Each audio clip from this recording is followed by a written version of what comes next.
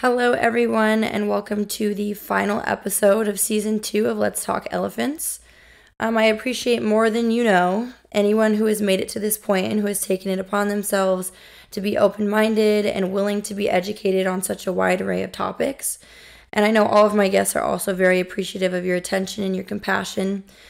For this final episode today, I will be interviewing Jimmy Durbin on his 10-year battle with addiction.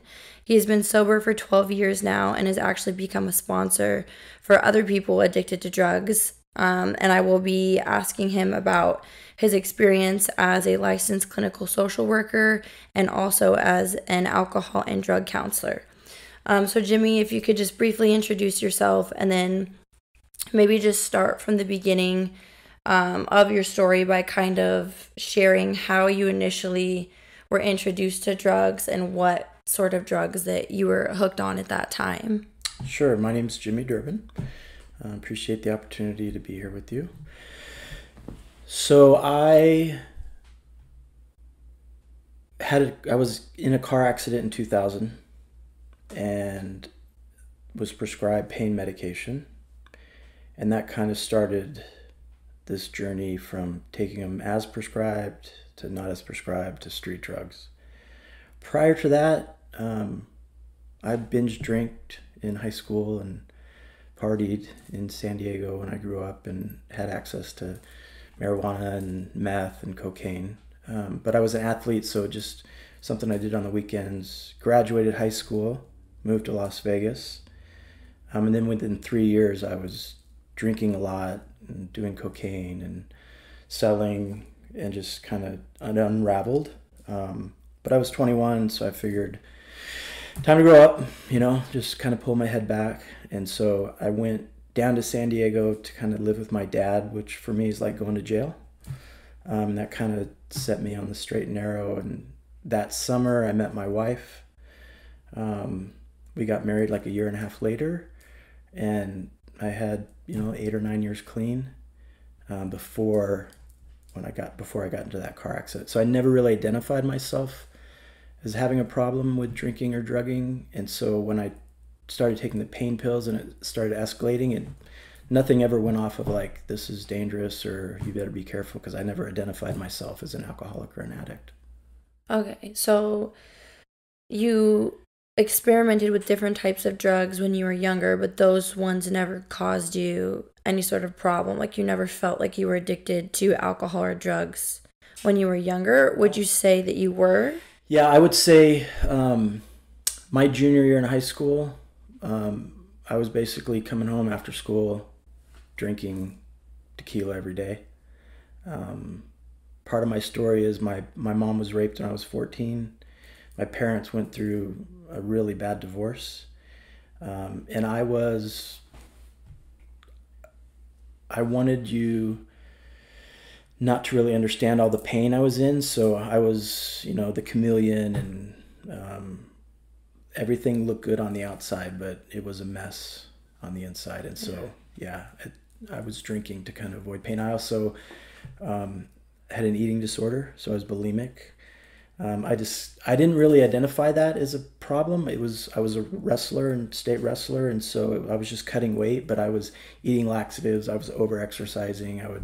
My weight would fluctuate. It was like the only thing I could control. So looking back, I was bulimic, but I never really recognized it as such. Okay. And so you said that you went through some time where you like used and abused those things up until you were like 21, and then you stopped for a while with everything. Yeah. And then the accident is what triggered. Would you say that was like the worst period of your drug use is after that accident? No, it took 8 years. The last 2 of my drug career were horrific. Part of the story is I had access to money, so I could afford the pills. So it graduated to OxyContin and fentanyl. Those are kind of my drugs of choice. When the money finally did run out, then it was smoking heroin. I lost my job in 2009, July of 2009. And then a friend gave me a job detailing buses. So cleaning up trash after tourists and armor alling tires. And I lost that job because I was smoking heroin on the job. In September, I had a suicide attempt. October of 2009, I went on my last run. At this point, I had lied to my dad and said that I lost my job in the hotel business because cutbacks, and it was 2009, so it was somewhat believable. So he was sending a check every month, helping to make ends meet, and I got it out of the mailbox and went on a runner. And at that point, my wife was done. Her mama bear came out and kicked me out. So what did it look like? Is that what made you realize, like, I need to get help? Or at what point did you say to yourself, I'm a drug addict? Yeah, no, I am hard-headed.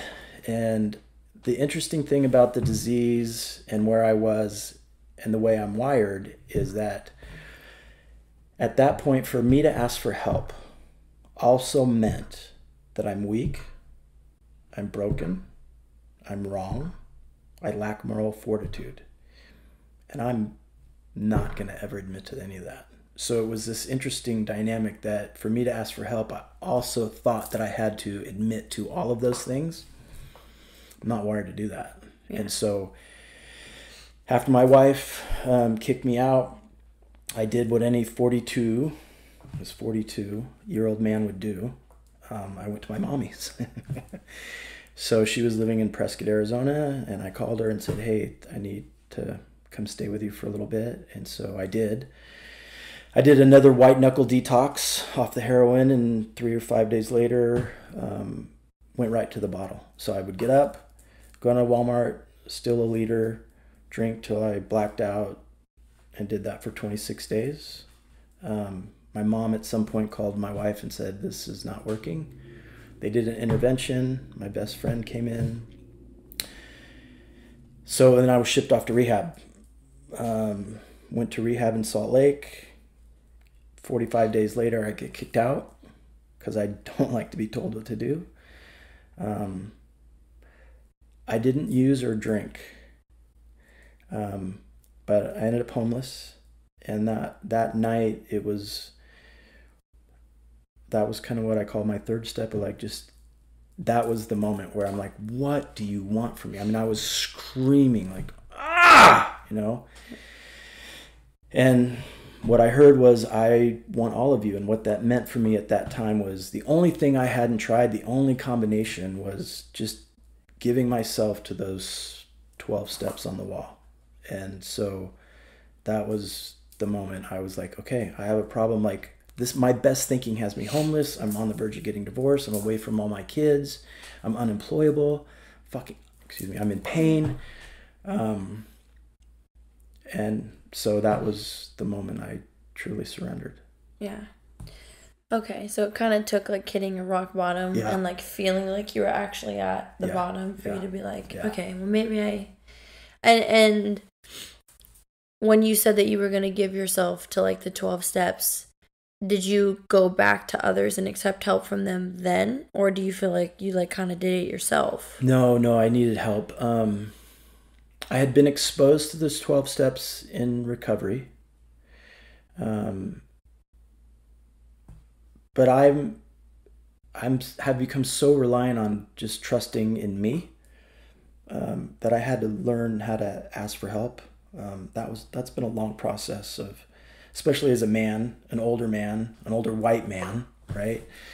To ask for help and to get comfortable in my skin for asking for help.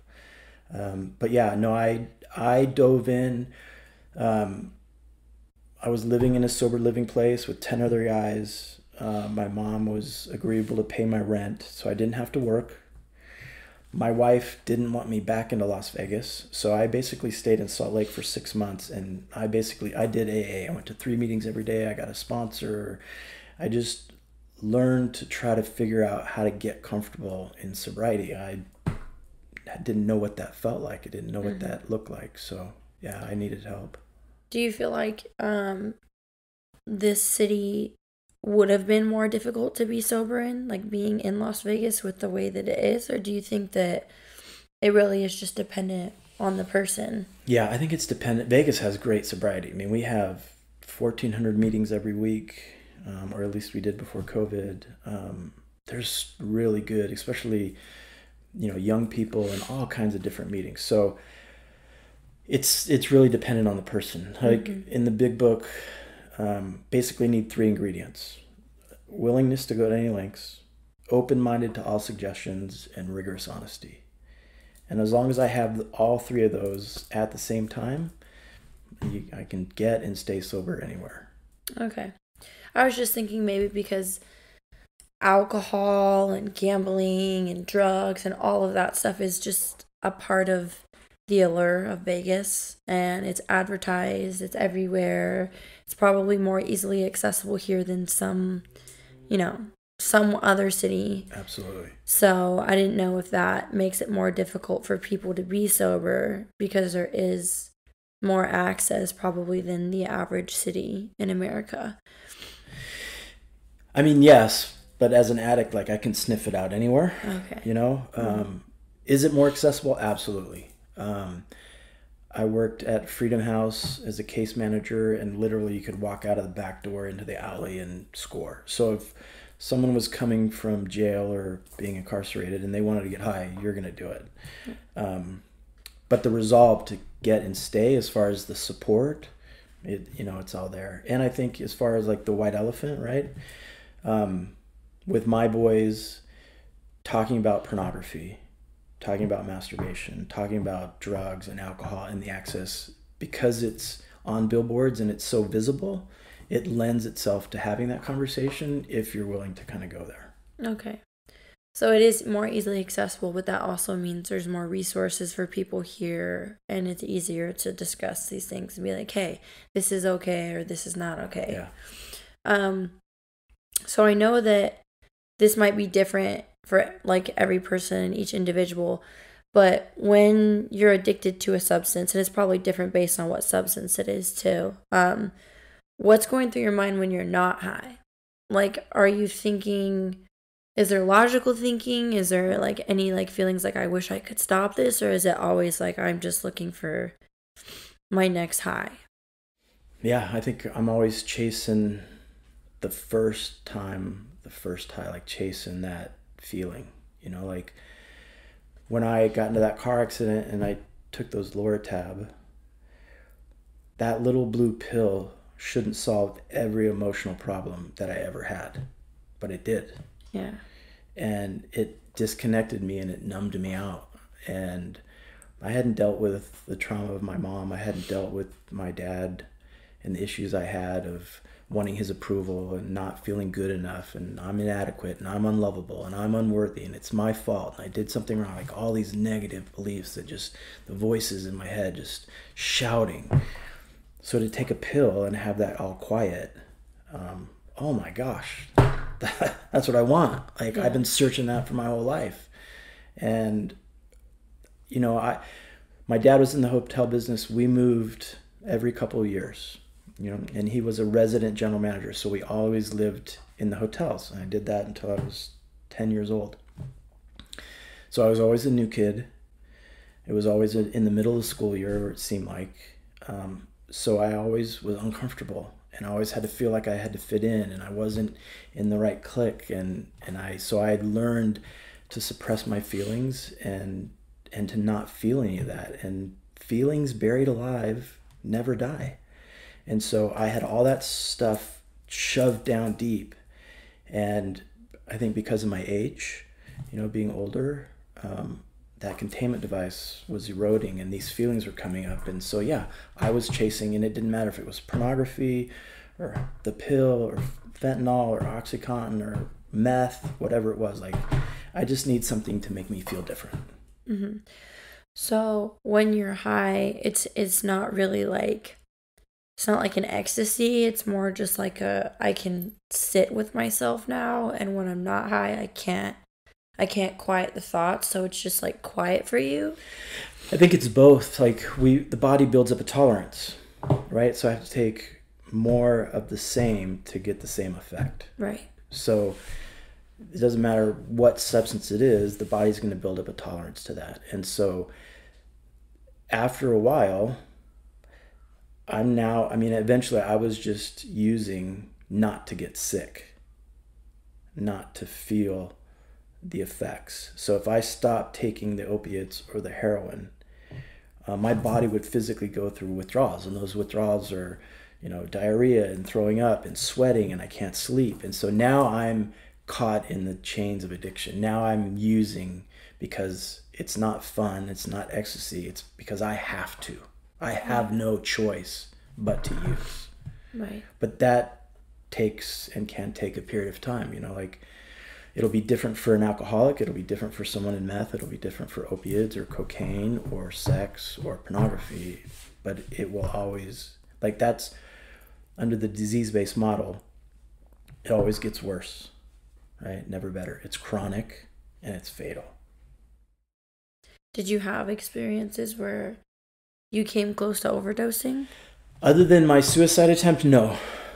At least that I remember. I'm blacked out, but I never went to the ER. I never flatlined to my knowledge. I certainly nodded out, and my kids or my mom or my wife had to kind of wake me up, but never that experiential process where I've gone to the hospital and emergency room or ambulance. And your suicide attempt, why did someone catch you? Did you have to go to the hospital? Did you try to take a lot of pills? How did it not, you're here. Yeah. So. Yeah, I've often wondered that. I was taking anywhere between 20 and 24 oxy, 80 milligrams, and fentanyl.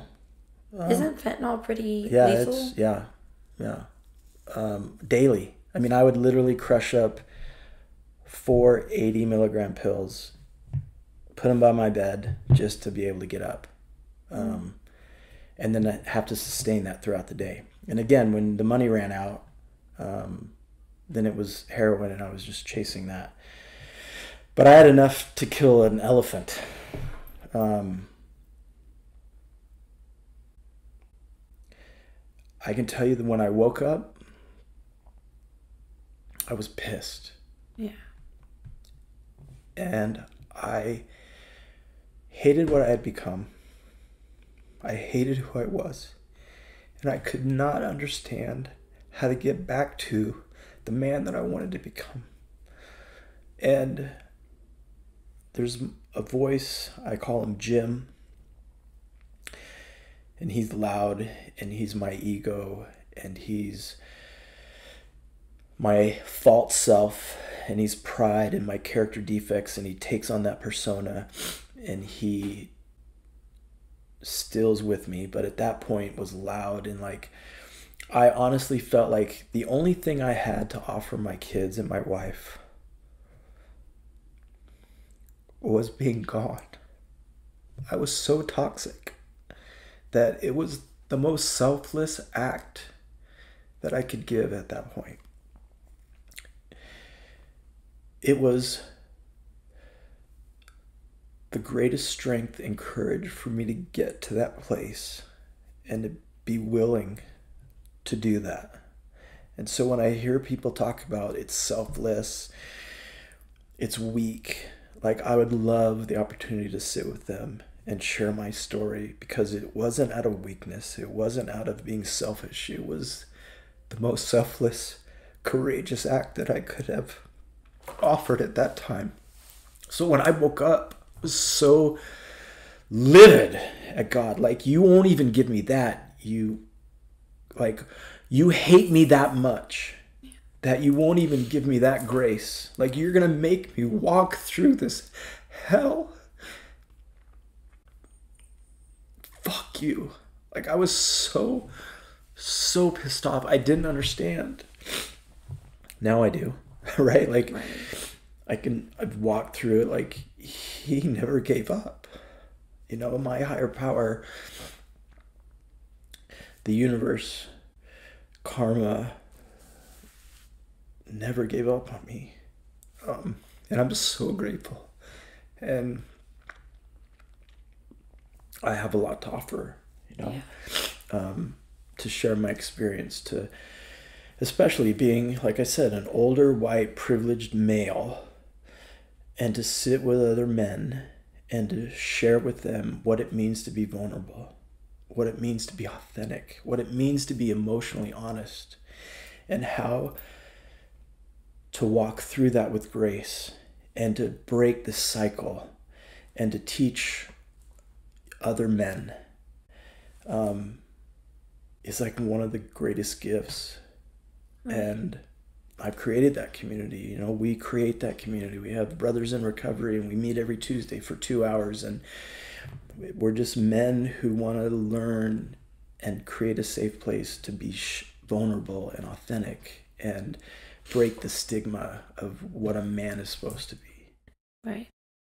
And I've said this to so many people because, everyone's darkest hour looks different, right? Like what the lowest you've ever been, everybody has a rock bottom, everyone has a low that they've been at, right? Regardless of what's responsible for that. If somebody were to describe it to you, it would probably feel similar to what you felt, where it's just like, I can't believe that this is where my life has come, and I can't imagine being anywhere else than I am right now. And I don't know why the world works like this. I don't know why we have to go through suffering to become better people. I don't know why we have to walk through fire for everything to come together and for it to make sense and to become more wholesome. I don't know why we have to lose so many parts of ourselves. It still makes me angry. I can't spend a lot of time thinking about it because I get angry. And I don't want to walk around angry because I know I'll never have the answer and I'll never fully figure it out or understand it. But I do know that the best people that I know have usually been through the most shit. And, obviously you already know, but that wasn't for nothing. Right. You know what I mean? I'm sure that you're a better husband, a better grandpa, a better whoever, friend, therapist, mentor, sponsor, anything, because you've been there. You know what I mean? If there weren't people that went through it and experienced it firsthand, it would just be a bunch of people reading fucking books and then regurgitating information to other people. You know what I mean? There's something different about a lived experience and talking to someone who's been there. Because I feel like there can be a disconnect if you are, I've experienced it with my own therapist, with friends, with people, when you can tell there's just not much there. They have maybe good intentions, but they just don't understand by no fault of their own. They don't have the same experiences, but they just don't get it. And, it's not fair, but there's people like you that whatever, if there's a higher power, God, karma, whatever it is, puts through that. And I feel like people like that are the reason the world keeps turning. You know what I mean? There's some value in it. Thank you. Yeah, of course, yeah. So would you say now that your relationships with your wife and your kids and your grandkids are stronger than they've been? Oh, yeah. The way I frame it or say it is, what was our ceiling is now our floor. Okay, yeah. Absolutely. My sons were 16,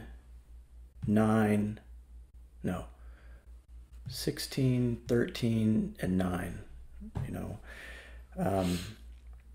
and so, especially my young one, he has seen me mostly live in recovery, right? And I'm not going to go back. But I also know that it's about having days and not years. And so he saw me practice the principles while I was living in the house. And he has a high emotional IQ. All my boys do. And around the dinner table and in our kitchen, we talked about everything. Like, there was nothing off the table. So we talked about masturbation and pornography and sex and drugs and alcohol and the pain. Like, it was all open, and I would ask questions to get them uncomfortable so that we could talk about those things. And then their friends would come over, and that was what our house was about. It was recovery, and everyone knew, like, everything's open. Like, and I would ask the tough questions because I think I didn't have, I think if I would have had that younger, and to be able to kind of metabolize that energy younger and to kind of feel my way through it and be in a safe place, like, I don't know that little pill would have had the same effect. And so, oh, absolutely. Yeah. I mean, I just spent a week with my 2-year-old granddaughter, and my dad said, "You're like her playmate."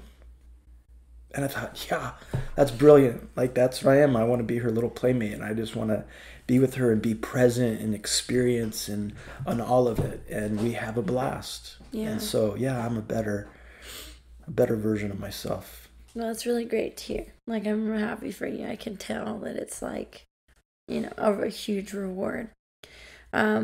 So you said that you went to rehab, and that's when you started the AA and the 12 steps. Is that what pulled you out of it? Like, after that, after the suicide attempt and all that stuff, then that's when you officially that was the start of your clean period up to now? Yeah. I had a relapse huffing.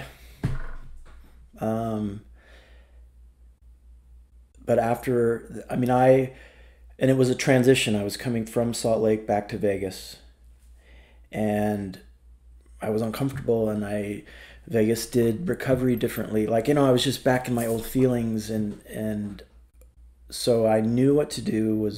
I went to a meeting and I shared, and a guy grabbed me and said, "What are you doing?" I was like, "Anything you tell me to." And so we went to his car and we went to his house and got Cinnabons and showed up at this condo, and I walked in. It was like, oh, there were like 13 guys. They were watching UFC, and I found the community. Like, I was back connected. Like, my heart needs community, right? And I found that in Alcoholics Anonymous, and it's there in NA and SA and like that community. I ride a motorcycle, and when I'm on my bike and I pass another motorcycle rider, we flash the peace symbol. I have a Jeep, and when I'm riding my Jeep, but it's that sense of community that connects me, and I didn't realize it, but my soul feeds off of that. And so when we were moving around, when I was younger, and I had the same kind of behavior, like every 2 years I was in a different job. I was still in the hotel business, but I was moving. I was searching for something, and I had this internal belief that if you sit with me for long enough, you're going to get bored. There's not a lot of substance. You're going to find out my shtick's going to get old. So I need to find a new environment. And it was counterintuitive, but it's the community. If I would have just stayed long enough, maybe. But that's what I found in Alcoholics Anonymous, was that community. And they were non-judgmental. And there was no shame. And they thought like me. They did crazy stuff like me. They'd done crazier stuff than I had. But I was comfortable, and it was safe. And that was the spoon feeding of the nourishment of my soul. Yeah, well, I think that's I don't think there's a bunch of research that says that, community is the answer to most things. Yeah. You know what I mean? As a human being, you're obviously familiar with psychology and stuff, but I remember, with my basic psychology courses, my teacher used to say, like, you have to have at least one person that you confide in, that you're vulnerable in front of, that you reach out to when you need help and you're in need of something. At least.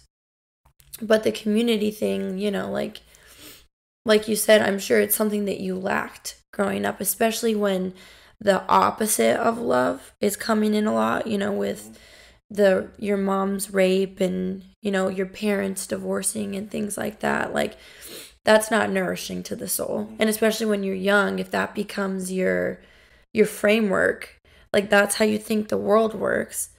How do you beat that? You know what I mean? You don't know any different. You've never experienced any different. So it's like that overwhelming connectedness. I know exactly what you're talking about. Because I've been feeling, when I don't feel it, I feel my mental health goes down. Like I notice it.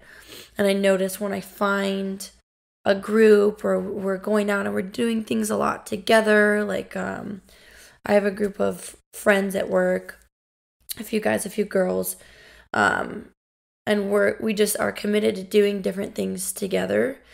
And that's enough to get me through when I'm feeling a little low. You know what I mean? When you don't have that, who can rely entirely on themselves? It's not reasonable, it's not pragmatic, it's not possible.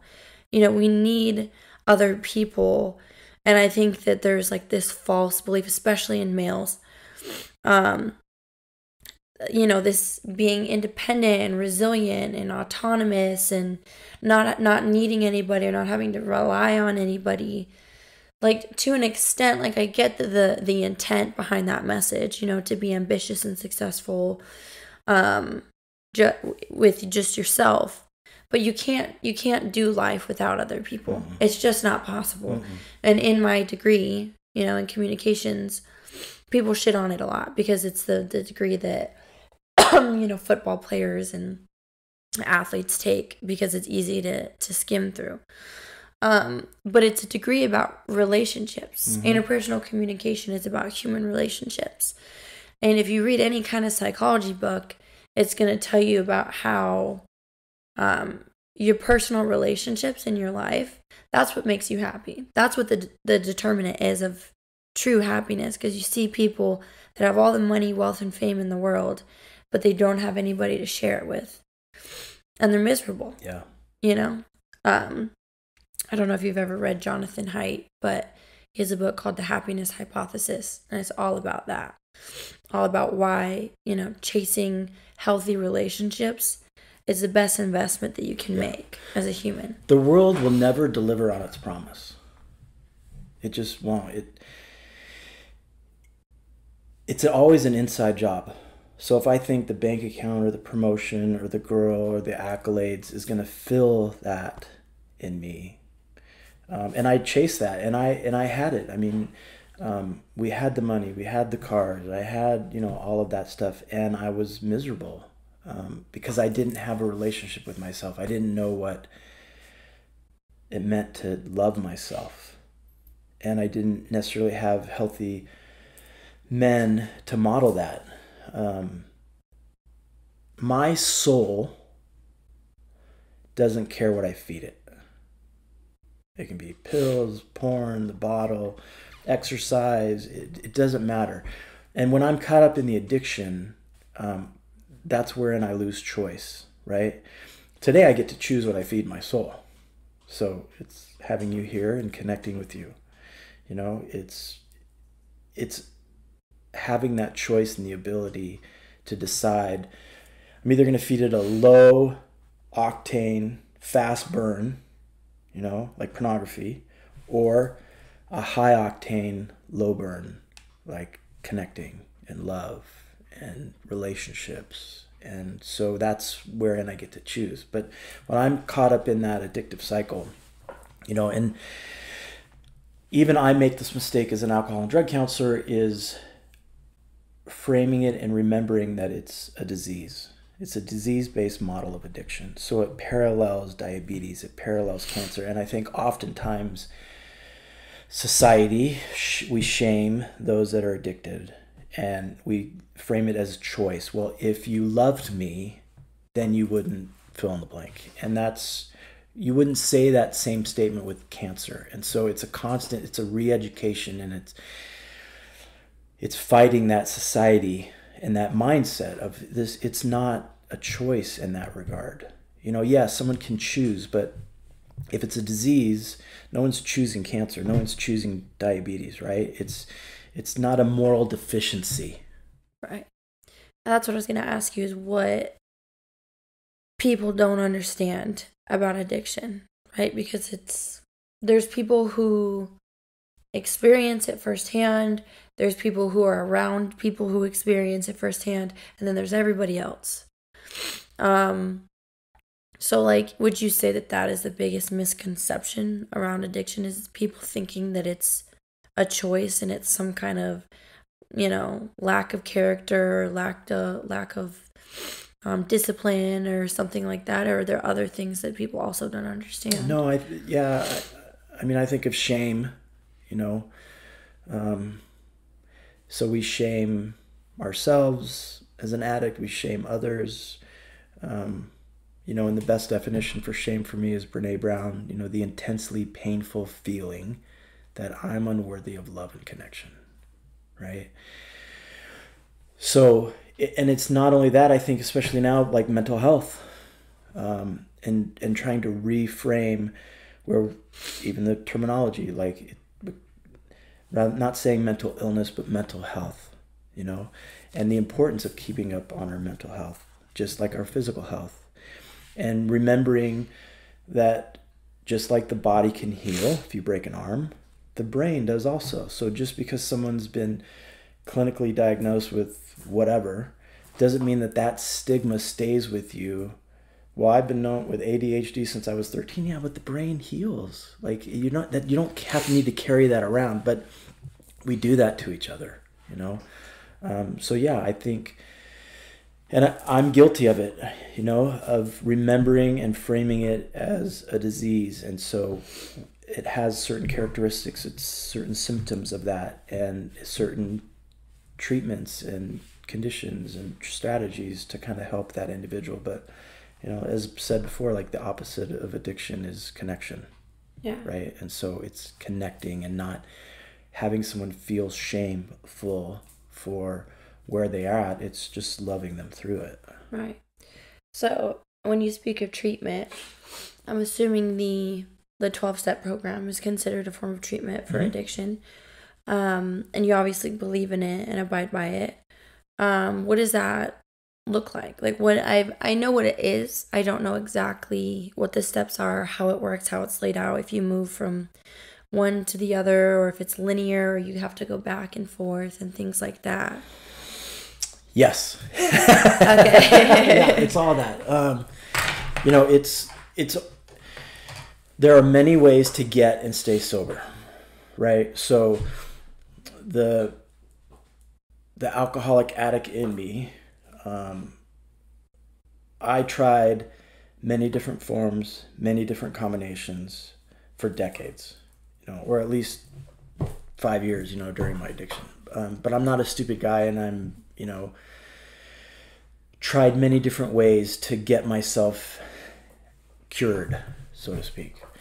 The only thing that worked for me, a guy like me, was Alcoholics Anonymous, a 12-step program.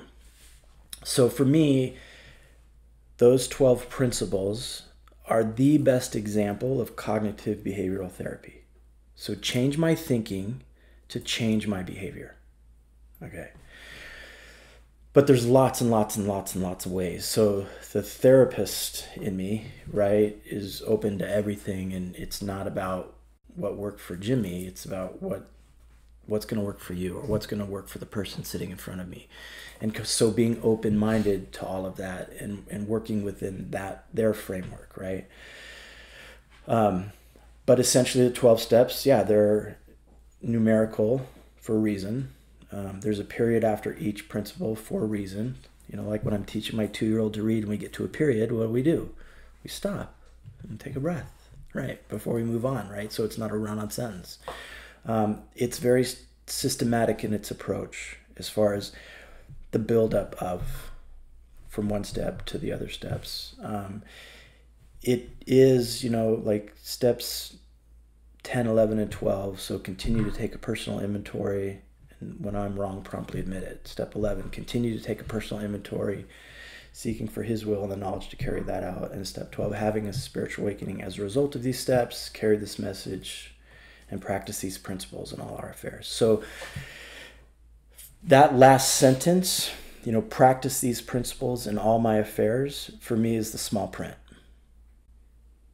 So that's the disclaimer, that it's not just applicable to my alcohol or pornography or drug or heroin or meth or cocaine, but I'm to practice the principle in every aspect of my life. And if a person will do that,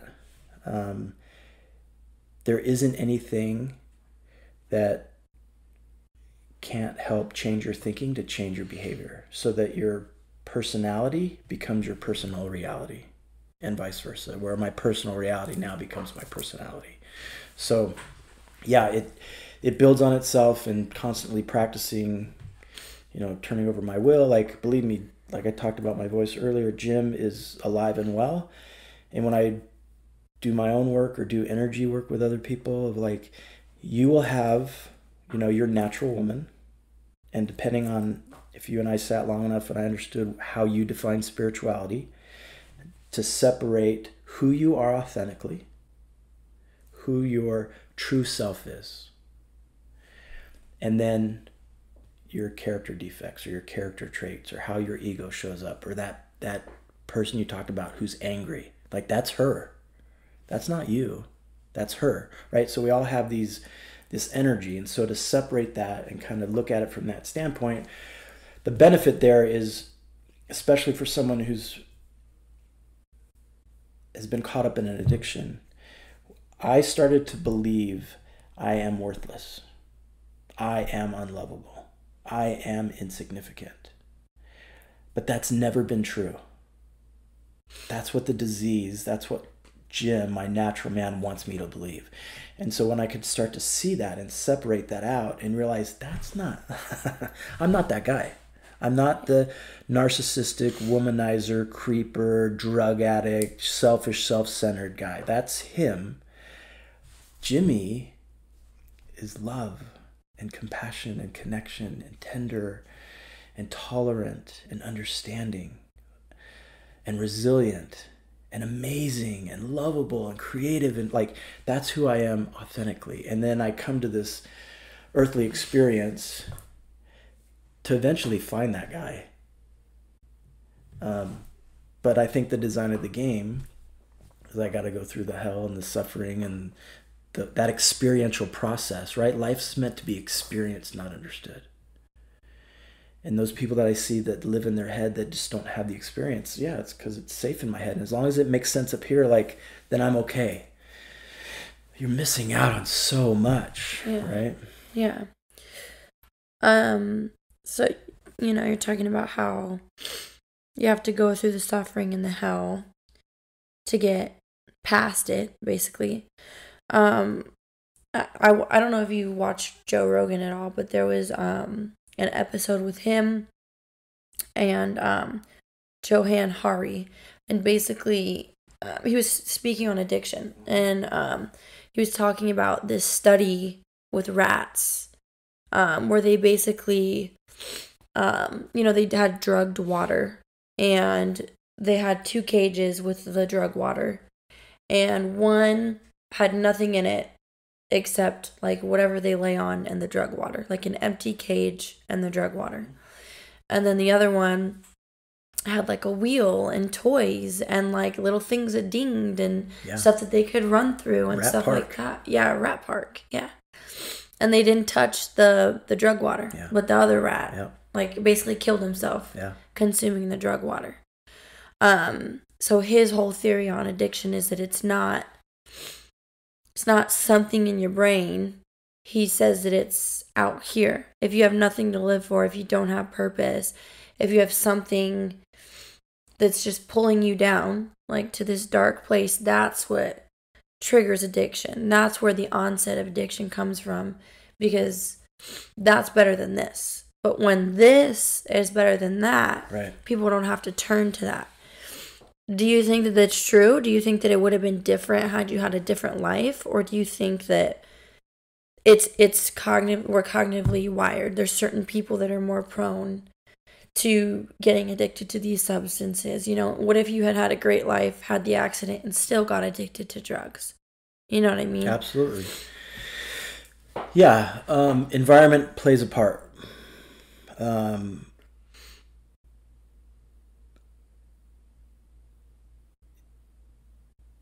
How biologically, plays a part as well. I personally believe that all of us as human beings come in contact with 4 energies every day: stress, shame, trauma, and grief. So if that's true, and I believe it is, that energy is coming into my body daily. So the question then is, how am I metabolizing that energy? So if it's coming into me, how am I releasing it? Any behavior can be problematic, and taken to an extreme will cause problems, right? But if I frame it and I do as a solution, right? So drugs and alcohol, shopping and eating and overspending is not the problem. It's the solution. So I was using drugs as a solution to my emotional pain. So if I would have had a different environment, yeah, I had this conversation with my dad when I'm 18, leaving San Diego high school to come to UNLV. I don't know anyone. And why they didn't have me live in the dorms, why they didn't have me live on campus, I ended up living with a 42-year-old man who my dad knew in a townhouse away from campus. I was set up to fail. There wasn't able to eat. So if I'd have been involved in that community, would it have been different? Yeah, probably so. Would I have gotten to that extent? Possibly. I just know that anything like that, any substance, any behavior taken it to an extreme is used as a solution to someone's emotional pain. Right. And so that's the core. That's the crux. Now, like cancer, like diabetes, like alcoholism, like addiction, I also believe there's a allergy. Like it affects, I think when I ingest a substance or look at pornography, it affects my brain chemistry differently than yours, right? So if I'm allergic to strawberries and I eat a strawberry, the physical manifestation that I'm allergic is that I'll break out in hives. Yeah? If I'm allergic to milk and I drink milk, the physical manifestation that I'm allergic is that I'll get the runs and my tummy will bloat. If I'm allergic to grass and I roll around in the grass, the physical manifestation is my eyes will water, I'll get really itchy. Yes? Okay. The physical manifestation that I'm allergic to alcohol is a craving for more. Now, it would be a lot easier if I could drink a beer and I'd get hives and people go, dude, you can't drink beer, man, you're allergic. I know, but I really love beer. Okay, but you're going to, like, people who are allergic to strawberries don't smash a strawberry, stick it into a syringe, and put it into their veins. They're like, that's stupid, I am allergic. But with alcohol and substances, and for me, pornography, it's this little physical craving for more. And the science now and the research is that when the body's metabolizing alcohol, that breakdown, that chemical breakdown causes a gas that actually causes a physical craving for me to want more alcohol. Now, that's a different type. Someone who's allergic to alcohol is different than a binge drinker, different than a social drinker, different than a heavy drinker.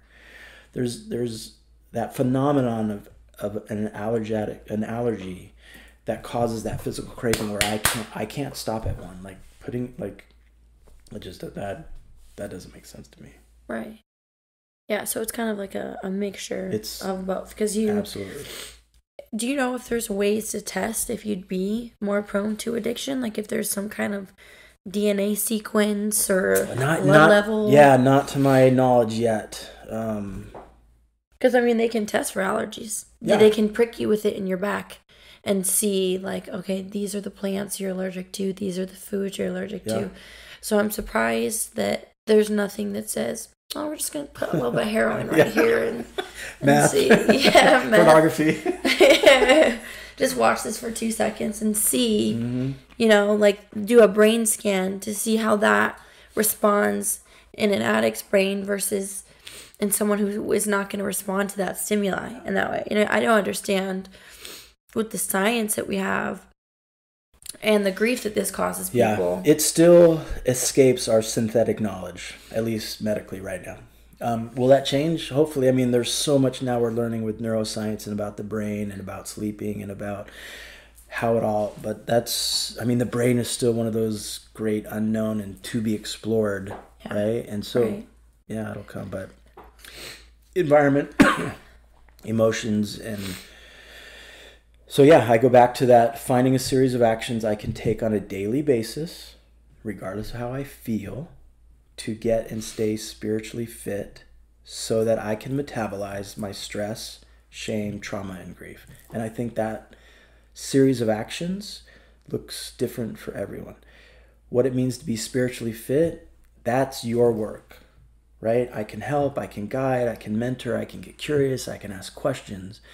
But I think it's someone else's job to define what spirituality is. And if you don't like the word spirituality, then use the word love or connection, because it's all interchangeable. But getting to some place, because if left to my own cognition and left to face the world alone without community, it's scary, right? So that gets back to the spirituality, the universe, karma, omens, God, Buddha, you know, like what is that for someone?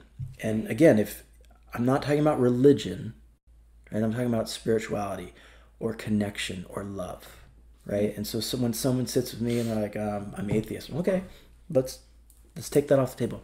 What does love look like? How do you define love? And they'll come up with a beautiful definition for themselves. Great. That's where we start. So what do you need to do every day to stay connected to that feeling or that definition? Whatever it is.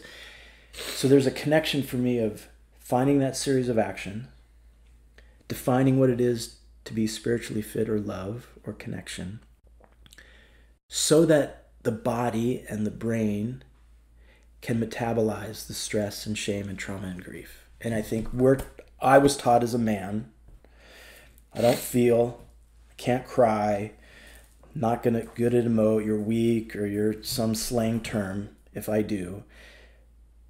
But I was a lot like my mom.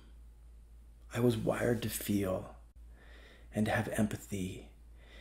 And so to grow up as a man and be denied that meant that I was wrong or I was bad. And no, that's just who I am. And so I had to learn to reconnect with that little boy it was always in me.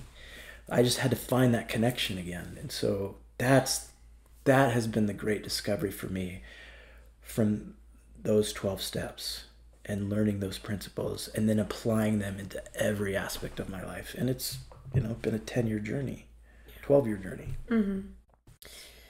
So along that journey, do you feel like having been through, like, let's say, because there's like a lot of ways that you could frame this question, but let's say specifically in terms of addiction, like I'm sure you have a substantial amount of clients that struggle with addiction. Do you feel like you're better able to help them because you've experienced it firsthand versus someone going to a therapist who hasn't been an addict but still has proper training? Do you think having that added layer of firsthand experience helps you connect with them or helps you make them better? Well, my authentic answer is yes. And then where I go is I don't need to have cancer in order to have empathy for you going through cancer, right? I can stand with you, right? And so does it help? Yes. But I think we all have, as human beings, those places. We all know what our hell looks like. We all know what that dark place is for us. And so it's overlaying that experience, right? So to frame it like in addiction, alcoholic is not going to understand how someone puts a needle in their arm. And you're going to have a different experience as an alcoholic than you would as a drug addict. So they're different experiential paths, but they lead to the same place. Hell, bad, depressed, dark, whatever adjective that you want to use.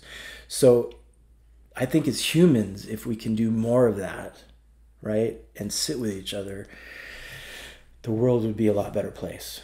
Therapeutically, does it help? Yes. But I also have to keep reminding myself that, I'm not there to disclose. Like the session's not about me, right? So if it provides help, if it can help you along your path, then yeah, I'm going to disclose and kind of help get through it. But I'd be an idiot to think that it doesn't help. Yeah, it does. Right. Is it not like difficult for you to be around people that are still in that place? It's not triggering for you or anything? Like, was there a certain point in your healing process where you were like, all right, I'm far enough past this that I can sit here and listen to it and be there for other people? Like, how did you know that this wasn't gonna pull you back? Yeah, that's a good question. Well, it's one day at a time. When you sit in the rooms long enough and you see these people, and I was one of them, right? I'm a chronic relapser. So at the point that I reached my bottom, quote unquote, and I was willing to surrender, at that point I could start to see that I didn't need to do any more field research. It walks into the rooms every day and it produces the same results. It doesn't work. And then there's playing the tape forward, right? So you learn strategies and techniques to remind myself of, like, if I take that drink, if I pop that pill, if I click on that mouse and I play it forward, it gets to the same result. It's fleeting. It doesn't work. It's nothing but problems. It's, I lose people that I dearly love. And so in the beginning, when I wasn't welcome back into the same city as my family, and then got 6 months sober and I could come back, but I wasn't welcome in the house, and I had, I was separated for 18 months, and you start to get people that mean so much. Let me speak first person. When I started getting people back into my life, and I was feeding, we talked about that earlier, I was feeding my soul something different that it hadn't had an appetite for, this love and connection. It makes my addiction look like a joke. But I wasn't stupid enough to realize, like, my higher power knew enough about me that he had to make recovery easy. And when I say that, I mean as easy as me going to a bar and saying, hey, bartender, let me get an absolute double on the rocks. That's pretty easy. I had to have that same experiential process in recovery. Otherwise, I'm not going to stay. Like, I had to have my soul wowed in such a way that it was gonna stick. And he did. And I realized the desire to be a good man never left me. So for all the shitty things that I had done, for as toxic as I was, the desire to be a good man never left me. And I learned and realized, like, that was God's last tether on my soul. Of, like, I've got you. And where I thought that was a curse, and when I finally realized that was my blessing, that's helped, like, oh, okay. And then I was making these friends and having these connections and learning to laugh and watching UFC fights and playing softball. And like, my soul was being wowed. Like, I was like, oh my, why would I go back? And I still chase that today. I've had too many friends who have had multiple years, 10, 12, 20 years in recovery. And one guy who relapsed, who had over 20 years, said, Jimmy, I had too many years and not enough days. I had too many years. He said, I thought that and that hits home. Like, I don't want to go back. I love my life. I love myself. I love how I show up in the world today. But I know I'm not stupid enough to realize my ego wants me to forget. My ego wants me to forget the pain. It just wants me to remind myself of like the good times and like, dude, the euphoria and like you could let go and like, don't you remember how awesome that is? Yeah. But I sit in the rooms and I sponsor guys and I live through their pains and I have my own touchstone pain where I don't get too far from that. Because I know, like, I'll relapse. I know the disease. I know the animal. I know the monster. Like, it wants me to believe, like, dude, you can have a drink. If yeah, dude, your back's hurting. You can take a pill. It's like, you're okay. It's been 12 years. Like, one's not going to hurt. You know, I had a surgery on this. I severed the nerve and the artery. And at 3 years sober, I had to have that surgery. And I told the surgeon, like, I'm a big time pillhead. I'm not going to take any pain medication. Like, I had to be that upfront and honest. And then it got infected. But both times, ice and Tylenol. That was it. And even today, I don't like to take pills because it's like the euphoria and right, that just sensation. So So would you say that actually talking to them plays a role in you staying sober? Mm-hmm. Okay. Talking to you right now. Yeah. This is food for my soul. Yeah. Like, it connects me to my pain and that suicide and the torture and who I was, and then living in like where I'm now, like the hope and the message and like the deliciousness of life, how succulent like my life is. Like, why would I? Yeah. No, thanks. What made you want to go? Because I know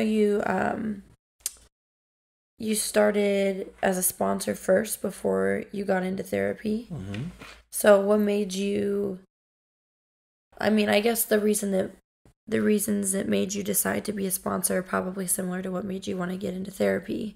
So what made you want to go and help people with this? Because, I mean, I don't know if every addict who's like recovered and like that the past is behind them, I don't know if they all go back into this type of stuff to help other people. I don't know if that's a common thing, but what made you specifically decide that you wanted to come back and give back? Yeah, so service is key. You know, being out of self, knowing at my core that I'm selfish and self-centered. Service is the key for that. Gratitude and humility.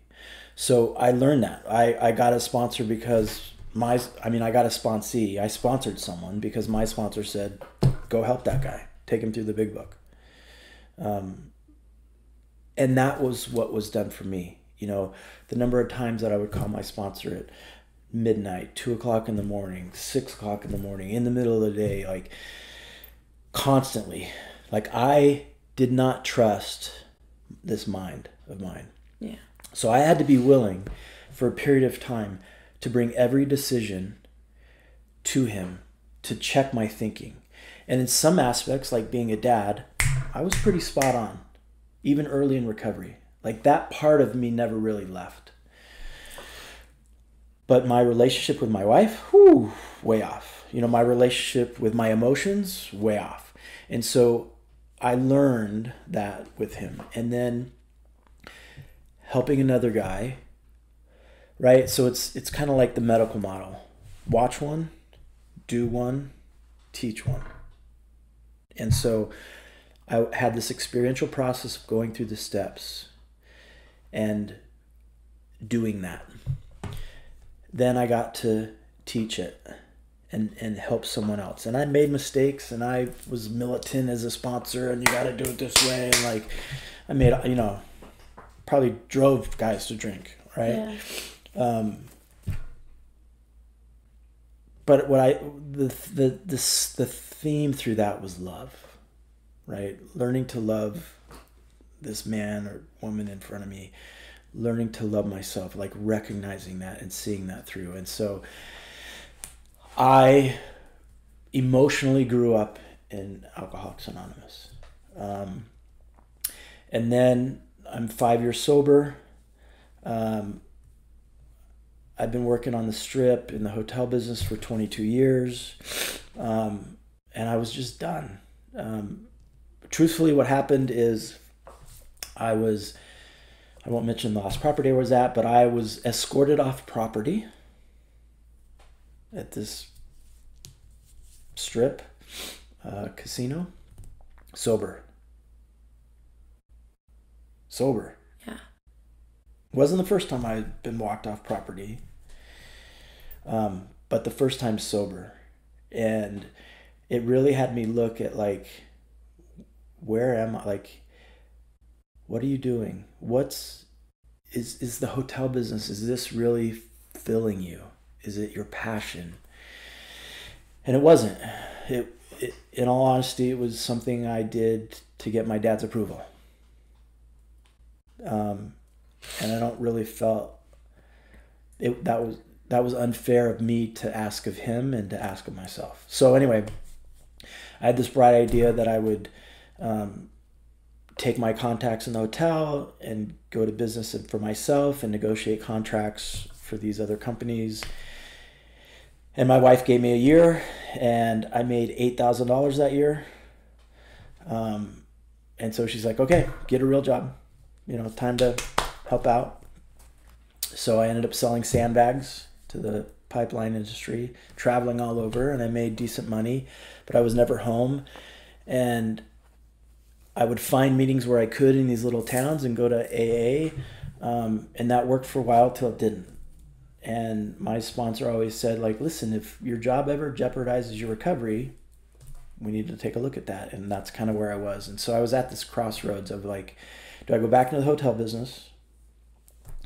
Do I try to do this convention meeting planning business again? But where my heart was in recovery, in helping. And I was learning about myself that I'm an advocate. I've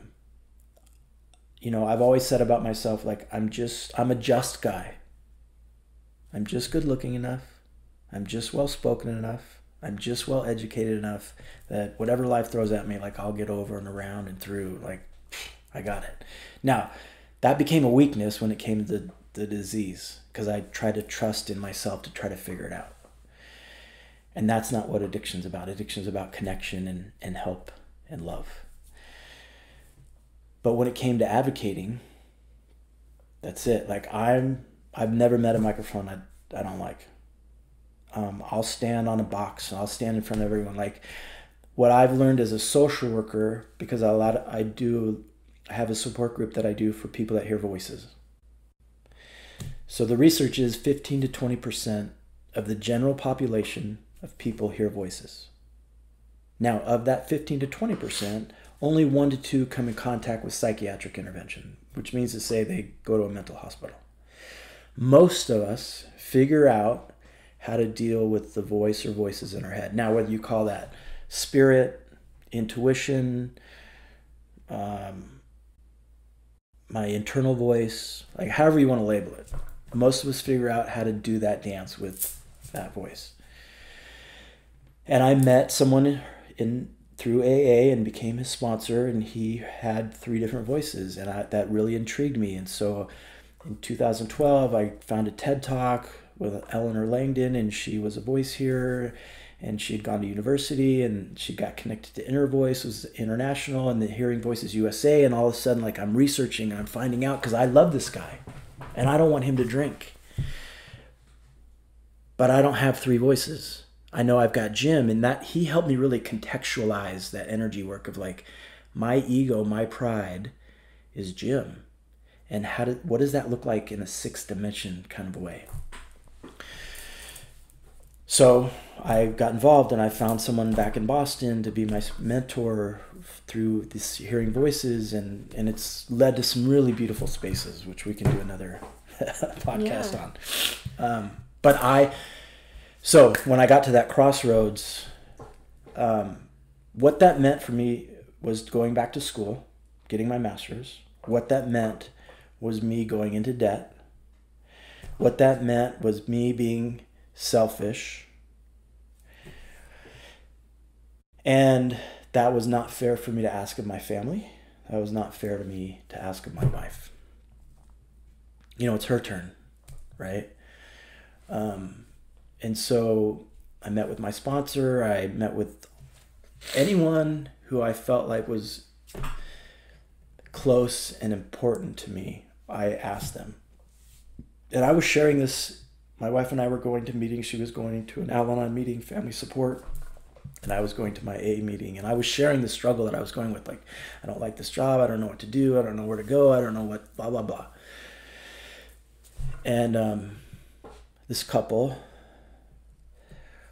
walked up to us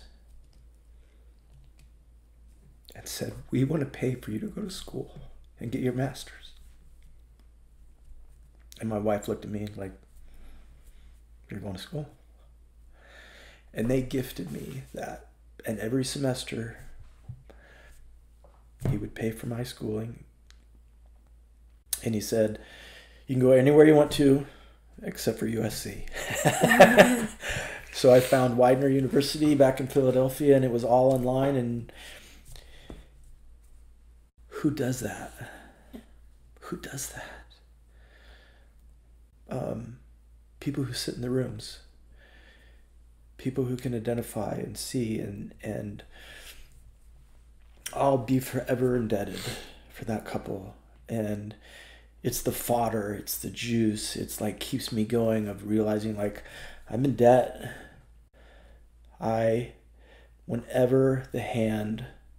Whenever someone's hands reach out, like I want to be there because that's what was done for me, right? And so, yeah. Are you still in contact with that couple? Yeah. Yeah. I'm sure they feel like they got their money's worth. Yeah, he says that, and I've learned to accept that and receive it in love. You know, I didn't at first, but I've had to do my own work, and it was a wise investment. And I don't say that with ego or pride, but like, I have a lot of love and compassion, and I feel like part of it is helping others, mainly men, find their voice and that little boy and that love and that compassion and those feelings and being better. Like we as men, we need to be better. We need to be more vulnerable. We need to be honest. We need to be emotionally raw. And let that be a definition of what a real man is. Yeah, for sure. I've had that conversation many times with my boyfriend, with my brothers. I have 2 younger brothers. Okay. One's 21, a year younger than me, and one is 13. So, and he's very emotional, very like expressive, needs to be, very sensitive and empathetic, loves animals. So yeah, good. I've had this conversation before. Yeah. So one last thing, if there was something that you could say to anyone struggling with addiction or anyone who knows somebody that's struggling with addiction, to help them get through whatever it is that's burdening them, what would you say? There's probably a million things, but if there was one solid one. Yeah, I mean, I think my message to the addict would be, I hope you're fucking miserable. I hope you're absolutely effing in pain, and it's dark and it's lonely, because maybe at that point you'll be willing to surrender. To the loved ones or to people that are support, like, love is always the answer. Love matters. And oftentimes, as an addict, I'm going to jump out of an aircraft at 40,000 feet without a parachute. Knowingly. Willingly. Right? And my best case scenario is that I'll hit a nice grassy knoll, about 6 inches of give. God willing. I get up and patch whatever I need to patch and go about my way. And oftentimes family support, they're like trees, reaching up to save me. And literally, because gravity always wins, I just end up breaking their limbs and doing more injury to myself. That if they would just back up, and let me fall. And then when I'm ready, come to help me. But too often in this chair, I see people going into debt and going emotionally bankrupt and not having boundaries, and being so tired and depleted that when their loved one is ready for that place, there's nothing left. And it's hard, people say tough love, and I don't necessarily know if I agree with that term. I just think there's love, and the answer is going inward. Because if I've done my own work and I'm spiritually fit, whatever that means, my decision to love you from a distance is healthy for me. But if I'm not, and I need to create a boundary because I'm codependent or I'm reliant or I need to come and try to save you because that's what I need, that's where everything kind of gets the mesh and it gets really twisted and you get that, it gets complicated. Yeah. I'm sure there's a whole other side to this from the support point of view. Yeah. That's just completely different. Well, that's all I have for you. Yeah. Thank you. I really appreciate this. My pleasure. And like you being vulnerable and sharing it, because I know that it's probably not easy to go back there, even though it's worth it, it still doesn't make it easier, but if you guys have, any questions or want to continue the conversation or need resources or anything like that, I will have Jimmy's contact information for you if you want to reach out or feel the need to reach out. Thank you all for talking elephants with me, and I will see you again sooner rather than later.